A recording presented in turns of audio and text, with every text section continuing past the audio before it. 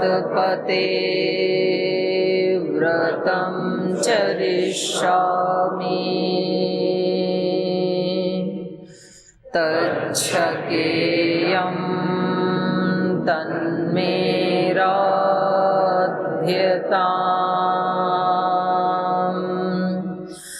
इदमहमनृतात् सत्यमुपैमि ॐ सहनाववतु सहनौ भुनक्तु सह वीर्यं करवावहै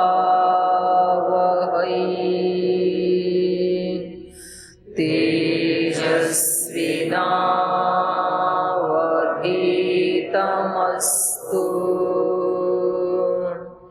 मा विद्विषावहै ॐ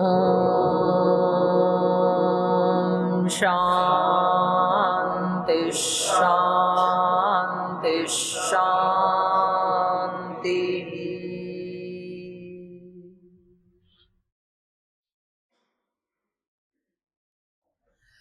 वाल्मीकि रामायण के अरण्य कांड का 23वां सर्ग हम पढ़ रहे थे और इससे पहले जो रावण की भगिनी है, बहन है शूर्पणखा, तो वो रावण के दरबार में जाकर के और उनको इस रूप में मतलब थोड़ा असत्य मिक्सअप करके अपने भाई को बताती हैं कि श्री राम की बहुत सुंदर पत्नी है जो राम के योग्य नहीं है, क्योंकि वो तो वनवासी हैं, वो आपके योग्य हैं। और ऐसी उस सीता को मैं आपके लिए लाने के लिए उनके पास गई थी और उन्होंने मेरे को विरूप बना दिया। विरूपितास्मि क्रूरेण लक्ष्मणेन महाभुजा।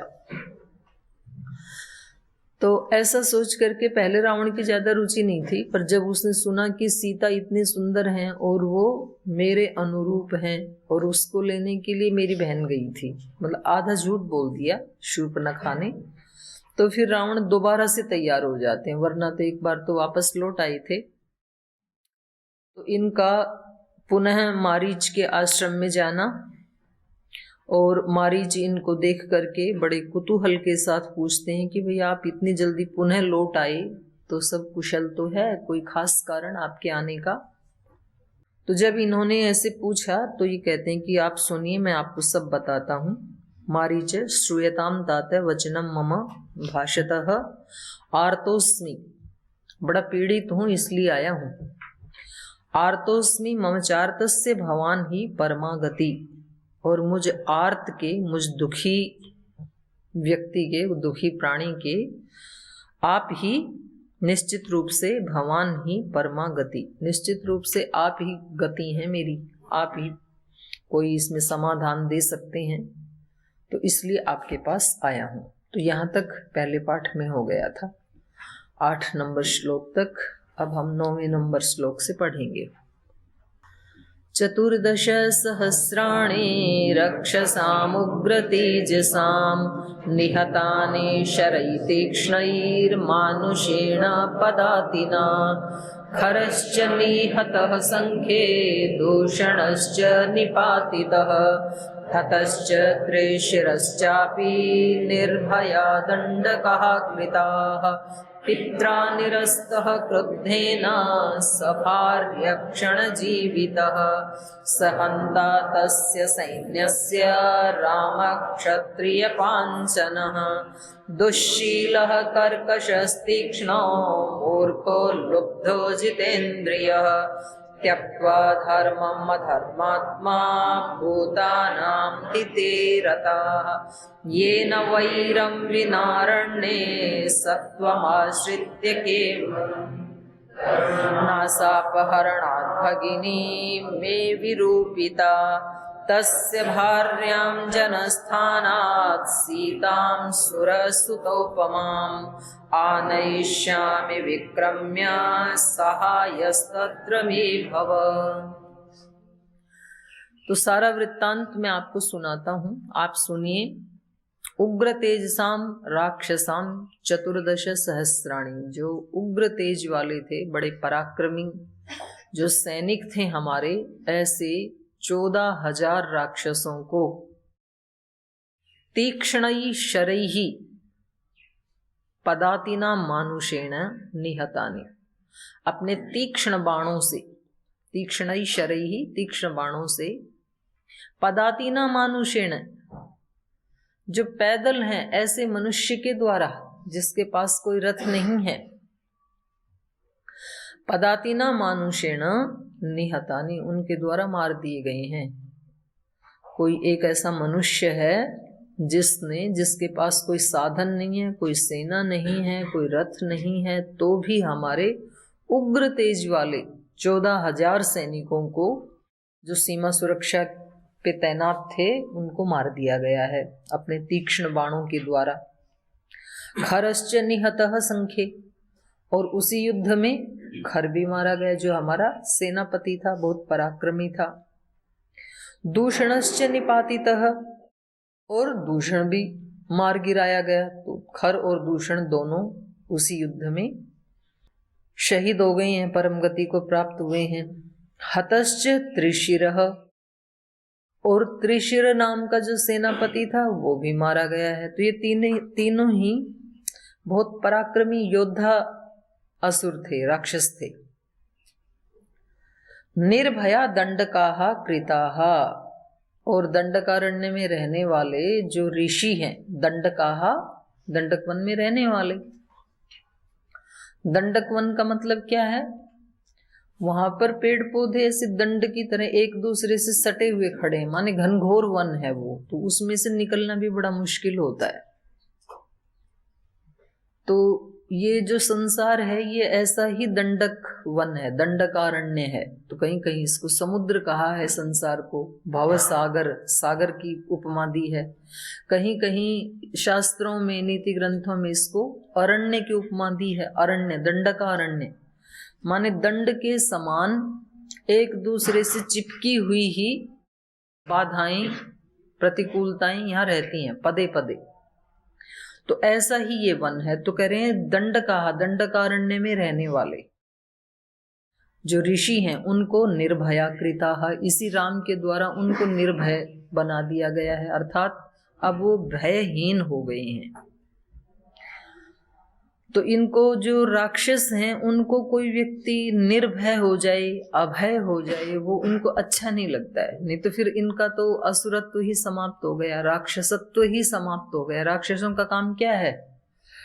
डरा के रखना दूसरे लोगों को, और दूसरे यदि डरे नहीं तो फिर तो उनका राक्षसत्व किसी काम का ही नहीं है, उनका नेतृत्व किसी काम का नहीं है। तो उस बात को भी ये कह रहे हैं कि उन्होंने सारे दंडकारण्य ऋषियों को निर्भय कर दिया है। कौन ये मनुष्य? ये मैं बताता हूँ आपको कौन है ये ऐसा महापराक्रमी, पैदल होते हुए भी जो दूसरों को 14,000 उग्र तेज वाले सैनिकों को जिसने मार गिराया, ये कौन व्यक्ति है, ये कौन मनुष्य है? तो उसका ये वर्णन कर रहे हैं। पित्रा निरस्तः क्रुद्धेन स भार्य क्षण जीवितः स हंता तस्य सैन्यस्य राम क्षत्रिय पांचनः। तो मारीच को बता रहे हैं कि सुनिए ये है कौन? पित्रा निरस्तः, क्रुद्धेन पित्रा निरस्तः, क्रोधित पिता के द्वारा निकाले हुए हैं। पिता ने क्रोधित होकर के जिनको देश निकाला दे दिया था, सभार्य पत्नी सहित। क्षण जीवितः रामः, क्षण भर जीवन जिसका बाकी बचा है ऐसा राम, अर्थात मैं मार ही दूंगा उसको। तो इसलिए क्षण जीविता कह रहे हैं। क्षण जीवितः रामः, क्षण भर का जीवन बचा है जिसका, ऐसे राम, श्री भी नहीं लगा रहे, ऐसे राम सभार्य पत्नी सहित क्रुद्धेन पित्रा निरस्तः, पत्नी सहित जिनको निकाल दिया गया क्रुद्ध पिता के द्वारा, पिता भी क्रोधित हो गए इनके ऊपर, सहंता तस्य सैन्यस्य, वो उस सेना के हंता हैं, मारने वाले हैं। जो हमारी सेना मर गई उस सेना के हंता ऐसे श्री राम हैं। क्षत्रिय पांसनः, जो क्षत्रिय कुल के कलंक हैं, क्षत्रिय कुल को कलंकित करने वाले। तो इनका ऐसा आचरण था, बिल्कुल गए बीते व्यक्ति थे, इसलिए इनके पिता ने पत्नी सहित इनको घर से निकाल दिया क्रोधित होकर के। और वहां से निकाले हुए वहां भी जरूर इन्होंने तो कुछ उत्पात किया होगा, इसीलिए तो अपने बच्चे को निकालता है कोई। और यहाँ आकर के हमारे सैनिकों को भी इन्होंने मार दिया।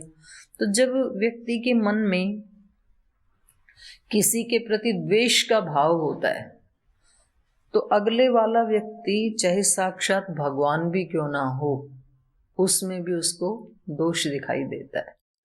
तो इससे पता लगता है कि ये सृष्टि अपनी दृष्टि के अनुसार ही दिखाई देती है। कौन व्यक्ति कैसा हमें दिखाई दे रहा है, ये जरूरी नहीं है कि वो वैसा ही है, वो व्यक्ति अलग भी हो सकता है।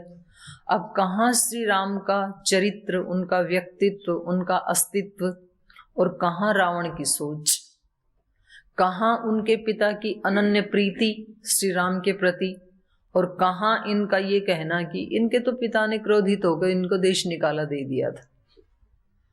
तो हम अपनी दृष्टि के अकॉर्डिंग दूसरे को देखते हैं।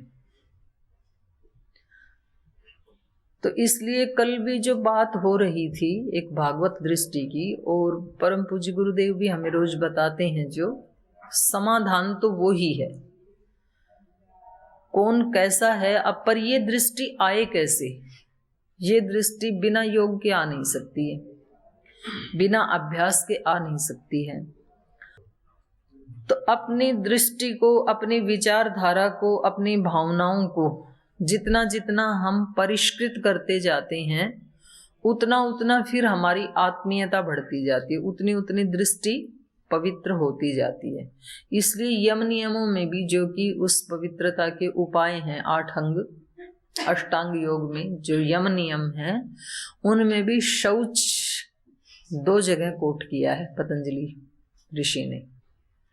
बाकी चीजें तो एक एक बार ही आई हैं, अहिंसा, सत्यस्तेय आदि तो, लेकिन शौच को यम में भी शामिल किया और नियम में भी शामिल किया। तो इसका मतलब है कि पवित्रता का सबसे बड़ा रोल है हमारे जीवन में। दृष्टि की पवित्रता, भावनाओं की पवित्रता, विचारों की पवित्रता, कर्मों की पवित्रता, वाणी की पवित्रता। तो ये सारी पवित्रताएं जितनी जितनी जितनी परिष्कृत होती जाएंगी, हमारे कर्म जितने पवित्र होते जाएंगे, हमारे विचार जितने पवित्र होते जाएंगे। बुरा विचार आता ही नहीं है, किसी को किसी के प्रति राग द्वेष का विचार आता ही नहीं है। ऐसे भी तो योगी हैं, आज भी हैं, और पहले तो हुए ही हुए, जिन ऋषियों को हम पढ़ रहे हैं। भावनाओं की पवित्रता, जिसने अपना बुरा किया उसके प्रति भी बुरा भाव ना आए, तो ये किया जा सकता है। हमारे ऋषियों ने किया ना ये, ददतु ददतु गालिम गालिमंतो भवंत।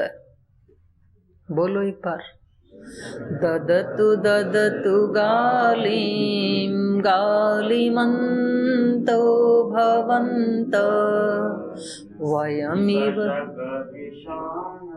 वयमिह तद्दाने गालिदाने समर्था जगति विदति में तद्दीयते तद्धि दानम नहि शशक विषाणम कोपि कस्मै ददाति। आप इनका भी अभ्यास किया करो, श्लोकों की अंत्याक्षरी किया करो शाम को खाना खाने के बाद जब भ्रमण करते हैं तो। ददतु ददतु गालिम गालिमंतो भवंत, दीजिए, आप गाली दे रहे हैं तो गाली दे हो आप, क्योंकि आप कैसे हैं, गालिमंत। गालिमंत मतलब गाली ही आपके पास है, गाली वाले, धन वाले, रूप वाले, गुण वाले, ऐसे अलग अलग विशेषण होते हैं ना। तो गाली कौन दे सकता है? जो गाली मनता है, जिसके पास गालियां हैं। वयम इह तद भावे गाली दाने असमर्था, हम तो ये गाली देने में असमर्थ हैं। क्यों है असमर्थ? है ही नहीं हमारे पास, तो दें कहां से? तो योगी जो होते हैं, ऋषि होते हैं, वो कैसे होते हैं? बुरी वाणी बोलने में असमर्थ होते हैं। महात्मा बुद्ध को कितने लोगों ने गालियां दी, कितने लोगों ने प्रताड़ना दी, लेकिन वो शांत रहते थे। तो फिर उनके शिष्य पूछते थे कि आपने क्यों रिएक्ट नहीं किया, आपने क्यों नहीं बोला उल्टा ऐसे, आप भी तो बोल सकते थे। वो इतना नालायक व्यक्ति था। तो वो बोले बोलूं कहां से, मैं तो असमर्थ हूं ऐसा बोलने में। जगति विदति एतद दीयते तद ही दानम, सारे जगत में ये प्रसिद्ध है कि कोई व्यक्ति कौन सा दान दे सकता है? जिसके पास जो है वो ही दान दे सकता है। नहीं शशक विषाणम कोपी कस्मै ददाति, खरगोश का सींग कोई किसी को दान दे नहीं सकता है। क्यों नहीं दे सकता है? होता ही नहीं है, तो देगा कहां से? पॉसिबिलिटी नहीं है ना। तो ऋषि महर्षि किसी को गाली दे ही नहीं सकते हैं। क्यों नहीं दे सकते हैं? है ही नहीं अंदर, चित्त इतना पवित्र हो गया, अपवित्रता है ही नहीं, तो दें कहां से? तो देखो मनुष्य की ऐसी स्थिति भी आ सकती है, और बहुत करोड़ों ऋषि मुनियों की आई है, आज भी हैं। कल वो पूछ रहे थे अपने गुरुजी जो आए थे तिरुपति से, किसी एक भाई से, बोले आपको क्या लगता है कि अष्टांग योग का पालन करने वाला कोई व्यक्ति होगा इस धरती के ऊपर जो 8 अंगों का पालन करता हो? बोल नहीं, ऐसा तो कोई नहीं। ऐसा स्टेटमेंट कभी नहीं देना चाहिए। हम तो जानते नहीं ना कितना बड़ा संसार है, हम तो भारत में ही सबको नहीं जानते हैं, उत्तराखंड में सबको नहीं जानते हैं। उत्तराखंड की गुहाओं में, कंदराओं में, आश्रमों में कितने बड़े बड़े योगी तप रहे हैं। जैसे अपने डूमेट वाले स्वामी जी थे, वो हमारे को यहाँ आने के भी 25 वर्ष बाद पता लगा, वो तो पास में ही है, कि कोई ऐसा सिद्ध महात्मा भी रहता है। तो हम इस तरह के स्टेटमेंट कभी नहीं दे सकते हैं कि नहीं जी कोई नहीं है, आज के युग में कोई ऐसा नहीं है। हम ये तो कह सकते हैं कि मेरी जानकारी में नहीं है, लेकिन जरूर होगा कोई ना कोई तो, क्योंकि ये सृष्टि सिद्धों के, धर्मात्माओं के बल पे ही चल रही है। अगर एक भी कोई सिद्ध महात्मा ना हो, एक भी कोई धर्मात्मा ना हो, एक भी योगी ना हो, तो सृष्टि चलेगी ही नहीं। उनके बल पे ही तो चलती है। ऐसे जो सती नारियां हैं, मातृशक्ति है, जो यति हैं, उनके बल पे तो चलती है ये सृष्टि। तो हम ये नहीं कह सकते हैं, आज भी हैं ऐसे सिद्ध महात्मा भी हैं, ऐसे धर्मात्मा भी हैं, दानी भी हैं, जो धर्म का आचरण करने वाले वो भी हैं, त्यागी तपस्वी भी हैं। हम नहीं जानते हैं, ये हमारी दृष्टि में नहीं है, वो एक अलग बात है। तो खैर ये रावण के पास जो कुछ है वो ही दे सकता है, और उसके पास क्या है? असुरत्व, तो देवत्व तो दे नहीं सकता है, असुरत्व ही दे सकता है। इसलिए उसके सामने साक्षात विष्णु के अवतार, विष्णु के अंश, विष्णु के गुणों के साथ गुण मिलते हैं जिनके, ऐसे श्री राम खड़े हैं। पूरी मानवता के एक सशक्त प्रबल आदर्श व्यक्ति उसके सामने खड़े हैं, लेकिन उसको क्या दिखाई दे रहा है? उसको तो असुरत्व दिखाई दे रहा है। कमल की तरफ जब देखते हैं तो किसी व्यक्ति को कीचड़ दिखाई देता है, किसी को कमल दिखाई देता है। दृष्टि अपनी अपनी, दोनों साथ ही साथ हैं। भाई कीचड़ में पैदा होना उसकी नियति है, वो और कहीं पैदा हो नहीं सकता है, कीचड़ में ही हो सकता है। बट कीचड़ से बिल्कुल अलग रहना ये उसका स्वभाव है, उसका शील है। तो हम इस संसार में पैदा हों ये तो नियति है, संसार से अतिरिक्त और कहाँ पैदा होंगे? संसार में ही पैदा होंगे, जो कि त्रिगुणात्मक है, उसमें सत्व रज तम तीनों हैं, अच्छाई बुराई सब कुछ है, वही कीचड़ है। लेकिन उससे निर्लिप्त हम रहें, ये हमारा पुरुषार्थ है, अभ्यास है। हम जितना पुरुषार्थ अभ्यास करते हैं उतने निर्लिप्त रह सकते हैं। जो 100% करते हैं अभ्यास पुरुषार्थ, वो 100% निर्लिप्त रहते हैं। साधु महात्माओं के लिए कोई अलग संसार थोड़ा ही बना है, उसी संसार में रहते हैं वो। श्रद्धेय स्वामी जी महाराज जिस परिवार में पैदा हुए, दूसरे भी तो उसी परिवार में पैदा हुए। वो जिस मोहल्ले में, गलियों में, सड़कों में खेल रहे थे, उसमें दूसरे बच्चे भी खेल रहे थे उनके साथ। वो जिस स्कूल में पढ़ रहे थे, दूसरे बच्चे भी पढ़ रहे थे। फिर जिस गुरुकुल में वो पढ़े, जिस गुरु से, वहां दूसरे भी पढ़ रहे थे। आज भी जिस संसार में हम रह रहे हैं, उसी में ही वो रह रहे हैं। तो सारी आत्माएं जो हमारे चारों तरफ हैं, वो ही उनके चारों तरफ भी हैं, कोई अलग थोड़ी है। लेकिन उससे अलग भी रहा जा सकता है। तो वो हम अपने बिल्कुल नजदीक अपने गुरुजनों को देख सकते हैं, और दूर कहीं अवसर मिले तो देश में भी जरूर मिल जाएंगे ऐसे लोग।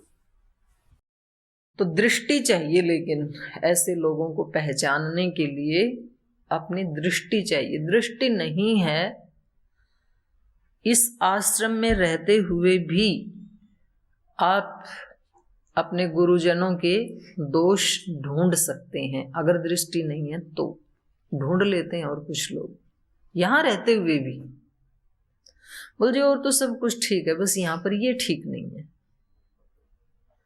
तो ऐसे हो सकता है। और कुछ ऐसे होते हैं कि दूसरे व्यक्ति में उतने गुण नहीं हैं, लेकिन वो बढ़ा चढ़ा के उसको बहुत गुण दिखाई देते हैं। तो इसके उदाहरण भी हमारे गुरुदेव ही हैं। अपने बच्चों को भी, अपने शिष्यों को भी पूज्य कह करके बोलना, और जब उनसे मिलते हैं तो अत्यंत प्रीति का व्यवहार करना, तो ये क्या है? उनको गुण दिखाई देते हैं उनमें, तभी तो हो पाता है। उनके भाव इतने पवित्र हैं हम सब के प्रति। तो ये दृष्टि का ही अंतर है। तो रावण की दृष्टि कैसी है? आसुरी दृष्टि है, असुरत्व से युक्त दृष्टि है। इसलिए वो मारीच को उनका वर्णन कर रहे हैं कि श्री राम कैसे हैं। क्षण जीवित रामः पित्रा क्रुद्धेन पित्रा निरस्तः, क्रोधित होकर पिता के द्वारा निकाले गए व्यक्ति। अब निकाला किसको जाता है? जो बिल्कुल बेकार व्यक्ति होता है। तो पिता ने क्रोधित होकर निकाल दिया। इसका मतलब क्या है? राम कैसे हैं? बहुत बुरे व्यक्ति हैं, तभी तो पिता ने निकाला। तो ये दृष्टि है इनकी पत्नी सहित। स तस्य सैन्यस्य हंता, स रामः क्षत्रिय पांसन रामः तस्य सैन्यस्य हंता। वो जो हमारी 14,000 की सेना थी, चतुरंगिणी सेना थी, वो उसके हंता से ये श्री राम है, उन्होंने मारा है उनको। तो मतलब आग लगाने का काम वो व्यक्ति करते हैं जिनके खुद के मन में राग द्वेष की अग्नि प्रज्वलित रहती है। अब और एक बात हम इस प्रसंग से सीख सकते हैं कि ये तो अपनी तरफ से पूरी जी जान लगा के उनके दोषों को, जो दोष नहीं है वो भी दिखाने की कोशिश कर रहे हैं, पर मारीच कितना उसमें से ग्रहण करेगा ये फिर उसके ऊपर डिपेंड करता है, सुनने वाले के ऊपर। ये भी है, बोलने वाला तो बोल रहा है, जो कुछ उसके पास है वो अपना परिचय दे रहा है, लेकिन सुनने वाले प्रभावित हो जाते हैं। तो इसमें सुनने वाले का दोष कि बोलने वाले का दोष? दोनों में से किसका दोष? सुनने वाला जो ले रहा है उसमें किसका दोष? दोनों का नहीं है, सुनने वाले का ज्यादा है। बोलने वाला अपना काम कर रहा है, हम कितना उसको ले रहे हैं वो तो हमारे ऊपर है। तो सुनने मतलब कोई जैसे कहते हैं जी क्या करूं, वो आकर के ना मेरे को रोज आना, बस आके मेरे कमरे में आके बैठ जाता है, कुछ बोल भी नहीं पाते हैं हम, या तो कहीं ग्राउंड में हम बैठे वहां पास में आ जाता है, सुबह सुबह दिमाग खराब कर देता है, रात को भी कर देता है, दोपहर में भी कर देता है, क्या करें? तो आप में हिम्मत हो, या तो आप कहो कि मैं किसी दूसरे काम में लगा हूं, अभी मेरे पास टाइम नहीं है, तो उसको हटाओ किसी भी उससे। फिर भी ना माने तो बताओ भाई ये चर्चाएं सुनने के लिए मेरे पास टाइम नहीं है, सॉरी। अच्छी बात है तो बात कर लेते हैं, चलो। क्योंकि ये हिम्मत नहीं जुटाएंगे तो फिर वो रोज अपना कचरा डालता ही जाएगा और हम उसको इच्छा या अनिच्छा से ग्रहण करते ही जाएंगे। आपकी इच्छा हो या ना हो, जी हमारी इच्छा नहीं है कि ये हमारे रिकॉर्डिंग रूम में कोई कचरा डाले, लेकिन ये डाल जाते हैं कन्या गुरुकुल वाले रोजाना, क्या करें? तो आपकी इच्छा हो या ना हो, अगर रोज डाल जाते हैं तो एक दिन ये पूरा बैठने लायक नहीं रहेगा, इतना गंदा हो ही जाएगा। तो अब मारीच के ऊपर क्या प्रभाव पड़ता है वो भी देखेंगे। पहले तो इनकी सुन लेते हैं, क्या कह रहे हैं ये। दुश्शीलः कर्कशः तीक्ष्णो मूर्खो लुब्धो अजितेंद्रिय। सारे के सारे जो इन्होंने अवगुण गिनाए हैं, इनमें से एक भी श्री राम के अंदर है क्या? नहीं है। ये हमारी दृष्टि है, क्योंकि हम सब ने बचपन से ही श्री राम को कैसे सुना है? एक आदर्श व्यक्ति के रूप में। आज के दिन भी ऐसे व्यक्ति हैं जो रावण के वंशज हैं, लिखते भी अपने आप को रावण ही हैं। वो ऐसी ही बातें लिखते हैं, आप खोज कर लीजिए सोशल मीडिया के ऊपर रावण डाल के।